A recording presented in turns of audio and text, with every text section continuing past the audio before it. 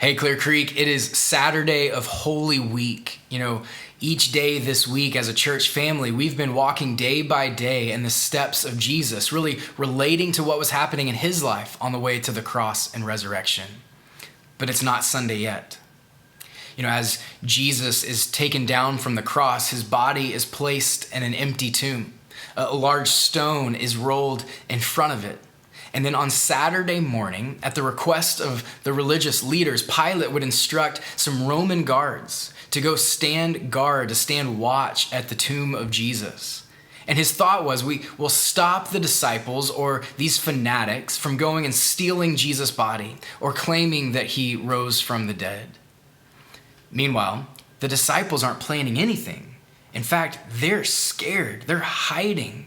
They were confused and sad. Think about it. 3 years of walking side by side with Jesus. 3 years of being taught by him and hoping that he was the Savior. So what would they do now?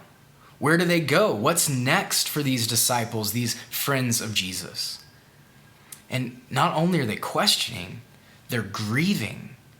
They're grieving the loss of someone they loved. They're grieving their teacher. They're grieving their hope. And it felt like everything was lost on Saturday. But little did they know, Sunday was coming.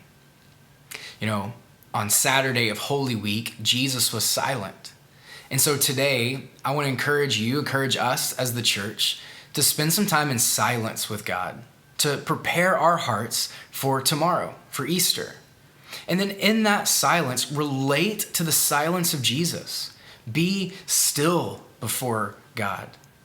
Here in a second, I'm going to give you some time to do that, even right now. Psalm 31 is going to come on the screen, and it's going to lead us and really guide our prayer to be silent before God. And so let those scriptures, that psalm, guide your silence with him. And then afterwards, I would encourage you to pray.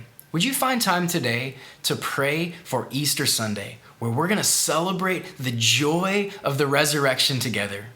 And it's going to be different because it's online this year, but that's okay. God will be glorified. I'd also ask you to join with me in praying for all the churches in the Houston Bay area, that together we would see our neighbors and our friends find hope and joy in the empty tomb of Jesus. I can't wait to celebrate Easter with you tomorrow.